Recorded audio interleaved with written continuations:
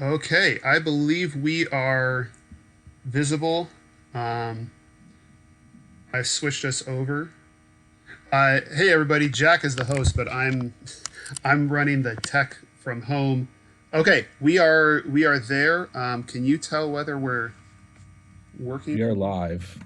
So this is a very interesting way to go live. But hello to everybody online this afternoon. I'm glad you could join us from my office in Pastor Matt's house. I don't know where exactly in the house, but James uh, woke up from his nap early, so we're in the bedroom. I was going to be in the living room where I could have like books and stuff behind me, but now you get our bedroom wall.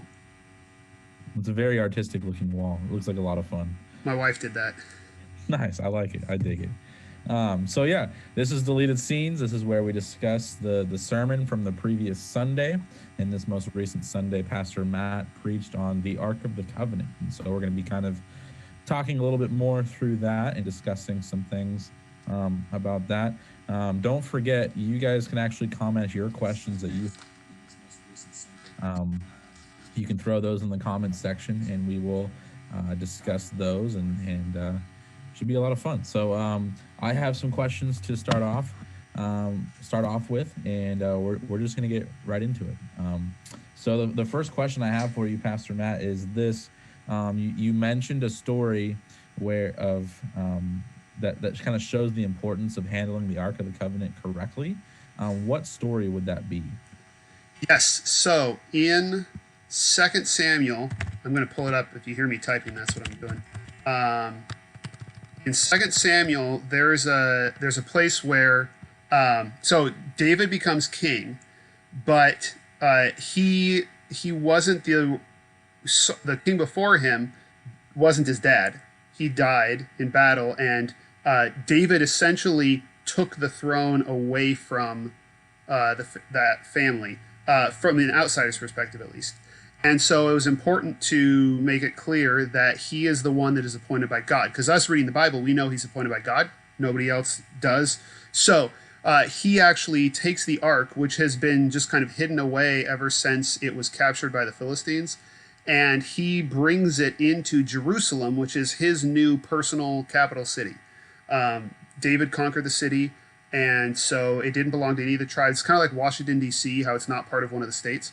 So he brings the ark in to show that he is making a home for God, and that God is the one who made him king.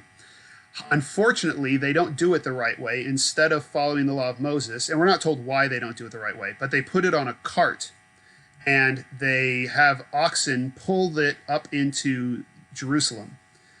And at one point, the oxen stumble, and um, the wagon shifts, and there's a guy walking along who reaches up and steadies the ark and instantly dies. And that is a really interesting, challenging story because it doesn't really seem to us like something that is worthy of death. Mm-hmm. It seems like just an obvious mistake, and that he was actually sincerely trying to do the wrong thing, or trying to do the right thing. It's difficult for us to understand though this sense of holiness, and the best I can explain, and this won't get us all the way there, but it would be like if a kid who doesn't know the rules for handling a flag just like dropped a flag, the U.S. flag on the ground, and just like laid it out like a blanket or something like that, and you would that would get a big reaction. There's certain ways you care about the flag. Obviously, you wouldn't kill the person on the spot, but um, the ark is a million times more holy, sacred than that. And so the fact it was a reminder, it made it clear that the ark is very, very unique, and it can't be controlled by anyone. I think personally, I think that one of the reasons behind that was to show that David doesn't own God. Even though God made David king, it doesn't mean that God is just at David's bidding. If David does things the wrong way, it's not going to work. Yeah. So eventually, David like stops the whole party, the whole parade, and sends everybody home. And then they try again later when it seems like God is okay again with them, and then it works because they're very careful about how they do it. Yeah. Very good. So I completely forgot before this to actually introduce ourselves, right? So it's just the for some reason just being in a different spot and doing this feels so strange, and I don't know why, it just threw me off. But if you're wondering who we are, I'm Pastor Jack. I'm an associate minister here at Turner Christian Church, and I'll let the other man on the screen introduce himself. I am Pastor Matt. I am the senior pastor here at Turner Christian Church. Yes, and if you're wondering why we are doing this in separate buildings, I guess COVID would typically be the excuse, but that actually is not the excuse now. It's because Pastor Matt recently had a baby girl and Yes. has been home taking care of her. So how's that going, Pastor Matt? It's going really well. Charlotte was born about a week ago, and she is doing great. She's beautiful and healthy, and mom is healing up really well and is doing good and is healthy. And so things are going well. We're still adjusting to having two kids, and our son James is adjusting to not being the center of attention, but he's doing a good job. So at this stage, we're really just figuring out, how do we handle two kids rather than one, which is a whole different animal, but it's fun. Yeah. All right. Very good. And don't forget, you can ask Pastor Matt questions about the sermon that he preached on Sunday, and even things that we discuss here in Deleted Scenes. And so my next question for you, Matt, is one of the points that you made was that the Ark's main purpose was to be the place where God and Israel could meet face to face. And I wanted to ask you, was the Ark a place where everybody in Israel was able to meet God face to face, or was it like specific people within Israel who represented the people as a whole? And then then also now, what does that look like with people meeting God face to face? That is an excellent question, and I'm going to be careful here because I think it's going to step on a little bit of your toes, knowing what you're preaching on next week, or maybe hopefully it'll set you up well. Mm-hmm. So only the high priest was allowed direct access to the ark when it was in the tabernacle. So there's the only time that we're told someone can go in there is when the high priest goes in. But we also know that they transported the ark from place to place. So obviously they were allowed to go in then, and they took the ark into battle. And nobody died. So clearly you're able to go and get access to the ark outside of just the Day of Atonement, but we're not sure exactly how. But the main principle going through is that only chosen people are able to have direct access to God. The high priest, Moses, who is not a high priest, but is the first person to really have direct access to God. And to some extent, whether it's physically or not, prophets like Samuel would have had access to God. And the mindset back then was that you had access to God through a mediator. So just like not all of God is in the tabernacle, it's just his feet in a way because it's his footstool. The same idea is that not all of Israel is in the room with him, but one person goes there on behalf of them. And that was a big part of the job of a priest. So this is one of the things that doesn't carry over for us. We don't think in these terms when we talk about pastors or priests, is that role of being a mediator. So I have access to God as an Israelite through a priest who can talk to God, or a prophet who can talk to God on my behalf. I still have that unique access that normally I wouldn't have, but it involves a person. What we're going to find in the New Testament, it not only is Jesus the Ark of the Covenant, but Jesus, as you're going to talk about, try not to give too much away, but Jesus also plays the function of the priest who becomes our mediator. And so that's going to be what we're going to hear about next week, how Jesus pretty much plays all of the roles in the tabernacle to make that access possible. So without spoiling anything, the end of the story is that Jesus makes it possible for us in the New Testament and in the church era to have direct access to God through Jesus. Very good. Well, now I just thought of a story, and this wasn't what we discussed beforehand, and maybe you can refresh my mind a little bit because I have more of a general idea of this story. But you mentioned Israel taking it into battle, Yes. Isn't there a story where they take it into battle and then the opposing people group takes the Ark of the Covenant for themselves, and then all these curses fall on them? So they're like, "Hey, take it back," or is that a different item? I forget exactly what it was. Oh no, no, that's the ark. In fact, that is the reason why the ark wasn't in the tabernacle when David took it to Jerusalem. So this story is actually really significant, and it doesn't get that much attention.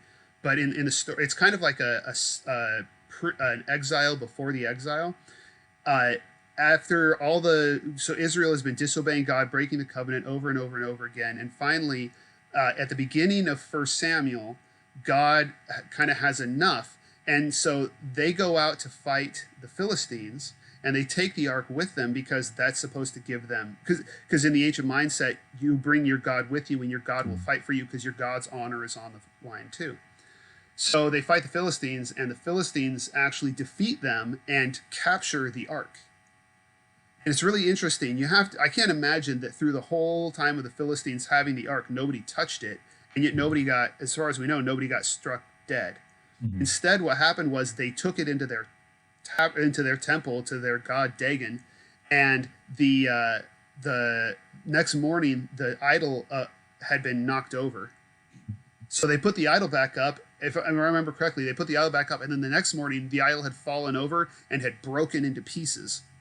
And so they took it out and they sent it to another place, and then they started getting cancer. They started getting tumors and infested with rats.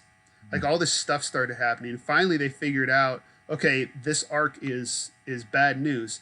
So they one of their prophets or priests tells them, okay, make golden models of your tumors and the rats. Put them in a cart with the ark, put 2 oxen in front of the cart, and just let it go. And wherever the oxen take it is where God wants it to go, and just let it leave. And that works. The oxen bring it back to the Israelites. But the interesting thing is the Israelites don't put it back in the tabernacle. In fact, the ark, it never re-enters the tabernacle again. It isn't used in worship, for the Day of Atonement at least, until Solomon builds the temple. That's the next time it enters the Holy of Holies. So the entire period from the beginning of 1 Samuel to the middle of 1 Kings, there's no Day of Atonement being done, at least not done properly, because the mercy seat isn't in the Holy of Holies to do the cleansing process. So there's this exile, there's this idea that they're removed from God's presence, like the phone line has been cut because of all this sin, and it's finally restored when the temple is built. Wow. That is a interesting story. That'd be a fun kind of little series to go through in terms of all that stuff that happens. But yeah. So next question for you, and don't forget, you guys can comment questions that you might have for Pastor Matt. So you mentioned the cherubim that are on top of the mercy seat, and how they are kind of the bodyguards in a sense, I think is one of the terms he used for it. But are cherubim mentioned at all in the New Testament? Because I think you mentioned that it's talked about like very little in the Old Testament in reality. But are they mentioned in the New Testament as well? So cherubim, well, they're mentioned a decent number of times in the Old Testament, but in Greek or in Hebrew, that's a term that everybody knows what a cherubim is.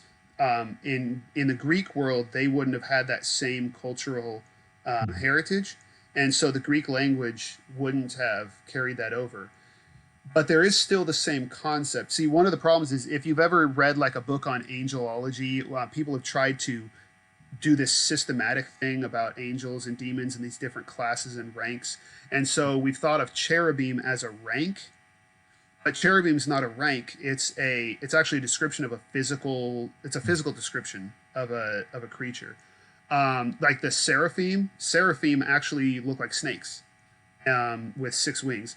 Cherubim look like these animal hybrids. And so when there isn't, as far as I know, there's no mention of the cherubim. But when you go into the book of Revelation, you do see hybrid animals in the visions of heaven. So you'll see these animals with just these conglomerations of different features.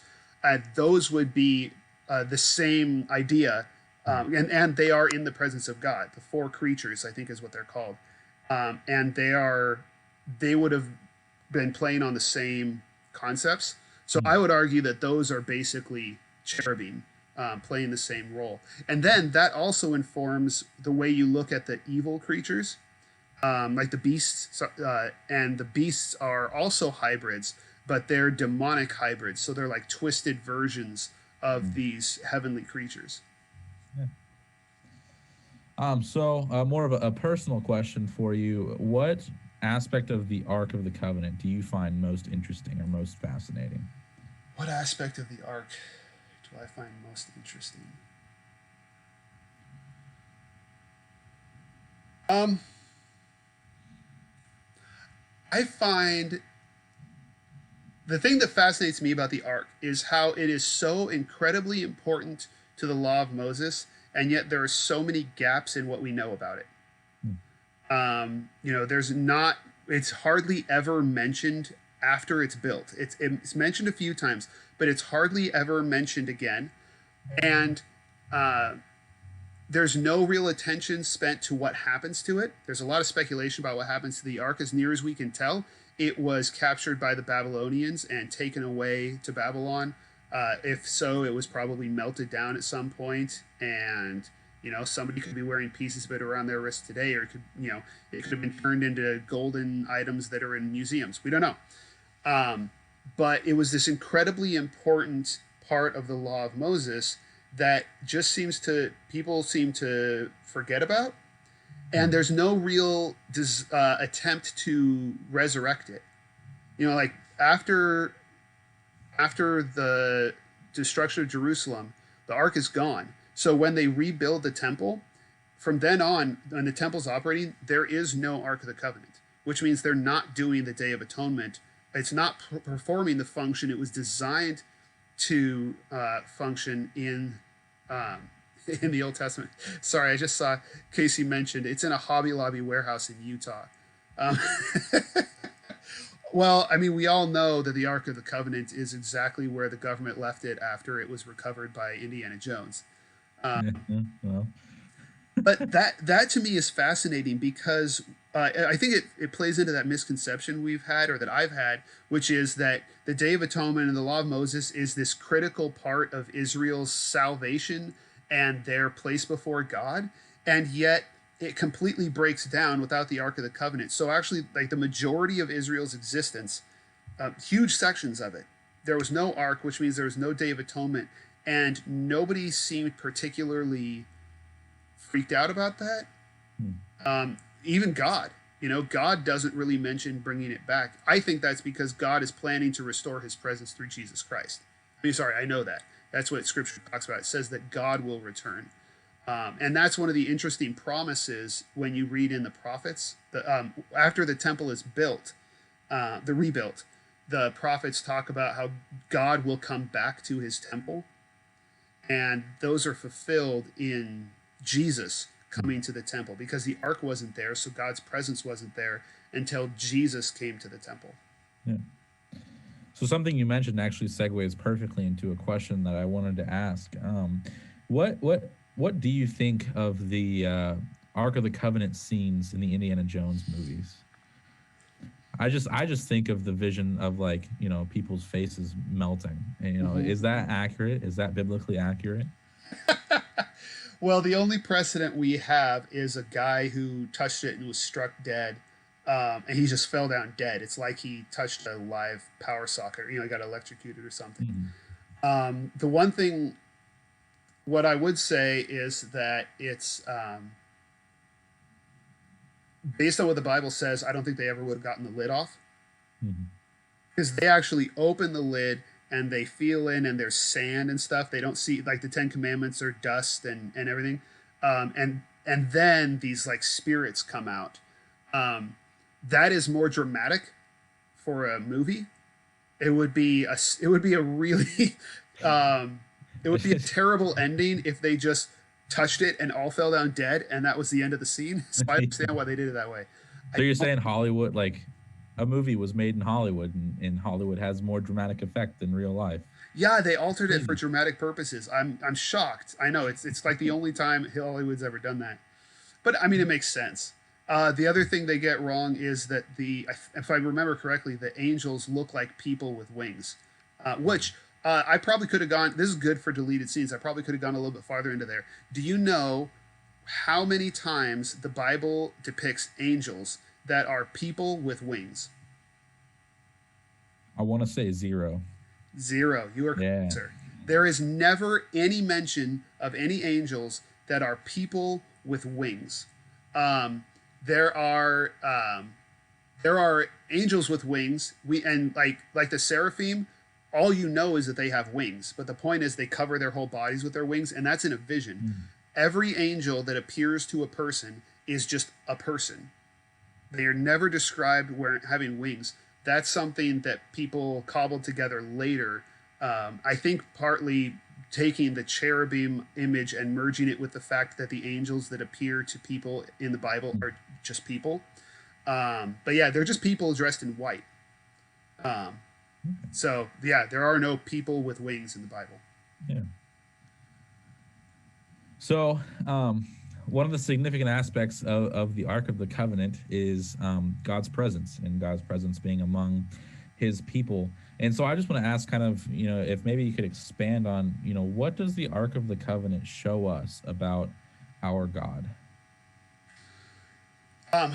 Well, there's no sense that the ark is magic. There's no sense that the people of Israel have somehow captured God in the ark or have like figured out a way to coax him down. So when they made the golden calf, Mm-hmm. that was meant to play the same role that the ark ultimately plays. And so the idea there was, if we make this elaborate calf that's beautiful enough, God will be convinced to come down and ride on it and go with us. And there's this idea that you could bring God down. But the ark doesn't have any magical properties in itself. There's no sense that they're like bribing God to come down or that God needs to be there. It's simply a gift. It's like God makes up these arbitrary rules that are to Israel's benefit. He says, hey, if you build a box this way, I will come.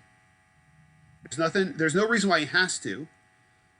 So even though the Israelites make it, it's a gift from God that object will work. Hmm. So I think that the fact that God gives them the designs for the ark, he tells them exactly what to make, and he decides that this ark is going to be a vehicle for his presence, is a sign that God wants to give us his presence. And it is a visible, tangible sign that God is living among them. Because it's easy to say, and skeptics, people who aren't sure, unconvinced about the gospel, it's easy for us to tell them, Jesus is with me, God is with me all the time, and you can't see that. But the Ark of the Covenant was a visible, tangible reminder, even though they were told not to depict God, so they don't have an idol, but they have a tangible reminder of God's presence. I think that is an important gift that God gives us. And in a way, I think it corresponds to baptism, because for me, I really appreciate having baptism as a moment in my life that I can look back on in moments of doubt and say, no, that was the day.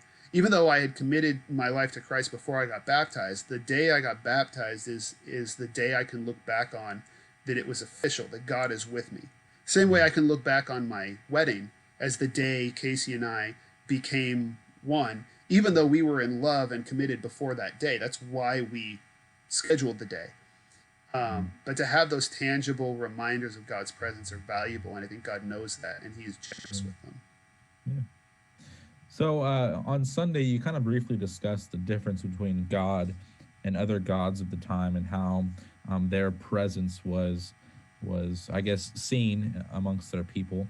You kind of mentioned idols and how God was specific that he didn't want himself to be made into an idol. But how was this presence of God on earth? How was that revolutionary in that time? Just how was it different from other nations and what they were doing? And then what are the significant differences? Idols, in my opinion, idols were a way of giving human beings taking control. There was a way that you could the idea, they didn't actually believe that the idols themselves were gods, but they believed that the gods would inhabit their idols. And so Mhm. you could get God into the idol. You could get your God into the idol, and then you could deal with him. You could feed him, you could talk to him or her, and you could have them on your terms, and in a way that is understandable, and it's a way of bringing them down, Mhm. and it reduces them, I think. And the gods of the ancient world were just like, they were like superheroes. They were human being. They were like people with all the same personality traits and flaws that people have, just with powers. Mhm. Um, and so there's this idea that if you can get them in the room, then you can deal with them the way you deal with other people. You can bribe them, you can convince them, you can beg them. Um, but there was also definitely this idea that their presence in one place meant something, like they couldn't be in two places at once. There's a at the when Elijah has the showdown with the prophets of Baal, and they're having this contest to see who can get their God to send fire from heaven, or like to send a bolt of lightning to hit the altar and burn the offering.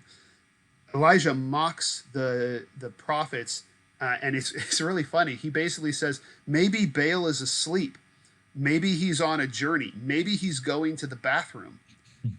He actually says all those things, and that is mockery, but that actually is how they thought. That a Mhm. god could be in one place, and so if he's on a trip, he's not coming to your temple. Yeah. Um, there's a famous moment in the history of Judaism when when they were conquered by the Romans. The Roman emperor who conquered them, his name was Pompey Magnus, Pompey the Great. He actually insisted on entering the Holy of Holies, and he pulled back the curtain and saw nothing there. Where he expected to see, where we would normally would see the ark, but the ark is long gone. Normally you'd see an idol, but they don't have idols. And it's this famous moment where he sees, and there's just nothing in there, and it completely boggles his mind. Like, why are you worshiping empty space? What's the point of this? And for it was crazy to the pagans that you would have a god that you couldn't touch and feel and control. Mhm. But the fact that his presence isn't can't be manifested in an idol means God is beyond our control, Mhm. and he is bigger than what we think of him and what we want of him, and he's not limited. He's not a human being with superpowers. He's actually this universal God over everything, which is how people tend to think of God now, because we've been a Christian culture for so long. But back then, that was mind-boggling, for God to be bigger than an image. Yeah. It's a long, meandering answer. Well, I only have a couple more questions, so make sure if you guys have any questions that you comment those, and we'll get those asked and discussed. Um, but my last couple of questions are a bit of the more fun kind. I'm curious, how heavy was this thing? You talked a little bit about the physical designs of it. Mm-hmm. How heavy would this arc have been? It must have been just really, really heavy, because it was covered in gold, and the cherubim on top were solid gold, and even the poles that are supposed to help you carry it are covered in gold. So Mhm. they're adding weight while they're giving you something to grip. I have no idea. Actually, hey, I'm talking to you on a machine that can search. Let's see what I can find. How heavy was the Ark of the Covenant? Looks like somebody calculated it at 288 pounds. I don't know if I expected more or less, but that Yeah, is a hefty amount. So yeah, interesting. I wonder if that's with or without the Ten Commandments. Yeah. Well, then you the Ten Commandments. I don't know how much weight um, they would have added, because we tend to think of them as these big documents, Yeah, but they probably could have been about the size of his hand, that's fair. and they still would have had enough room for all of the Ten Commandments. Yeah. All right. So my final question for you is, we've talked a lot about the Ark of the Covenant this past Sunday and today, this afternoon. And I'm just wondering, after reading about it, studying about it, and talking about it, what would you give to be able to see the Ark of the Covenant in person? Well, that depends. Do I get to actually go to the Indiana Jones warehouse that has all those other things in it too? Let's say yes for conversation. Um, a lot. That would be. Honestly, I'm not sure. To me, I think the Ark is just now it's just a historical artifact. It's an incredibly valuable historical artifact because it's one of a kind. It's been missing for so long. But there are churches that claim to have the Ark of the Covenant. There's the Ethiopian Orthodox Church claims to have it, and there's a lot of speculation about where it is and all these things. And I'm not as interested in that because I think Jesus renders the Ark obsolete, and so I don't think it has any religious significance anymore. Um, and So I don't know. I'm not sure. I think it belongs in a museum. I'll just go with the Indiana Jones answer. It belongs in a museum, and I would pay top dollar to go to the museum and see it. But I think it's probably best that it's not here because we have a tendency to worship objects, Mhm. and the temptation would be really great there. Like the golden snake that they make in the wilderness when they're being attacked by snakes, and God tells them to make a golden snake and put it on a pole. And anytime you look at the pole, or look at the snake, you'll be healed. And that snake comes back because later on people are worshiping the snake as an idol, and one of the kings has to destroy it. And I think the Ark has the same kind of potential, so it's probably good that it's gone. And I think it has been long since destroyed. Yeah.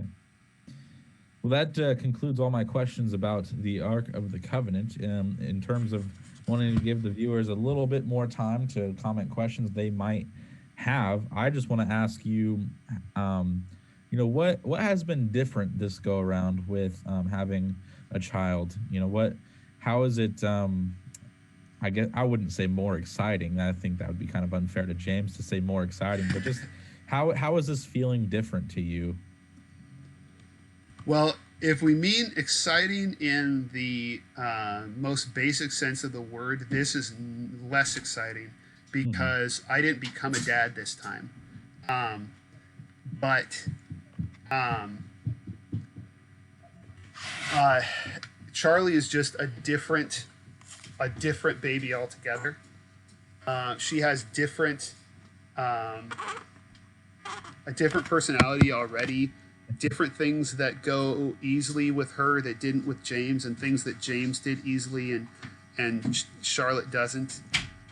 She's just a whole different human being. I don't know if you can hear the other human being in there upset that he can't join us.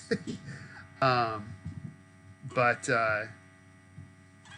yeah, she's just a whole different person. And then the other cool thing is that not only am I meeting this new baby girl, but I also get to meet a new side of James because he's learning to be a big brother, and that has its positives and its negatives. I mean, when he first met her, he just wanted to kiss her and hug her, and we had to kind of hold it back a little bit because he wanted to be a little too affectionate.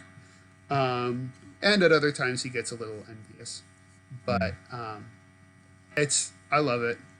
We call her Charlie Chipmunk because she makes these chipmunk noises. And I don't know if they're coming through on the microphone. Um, she also likes to turn her head in really weird angles, and I had to keep trying to correct it because it looks like she's going to hurt herself. But yeah, this is baby Charlotte. Awesome. Well, congratulations to you and to Casey.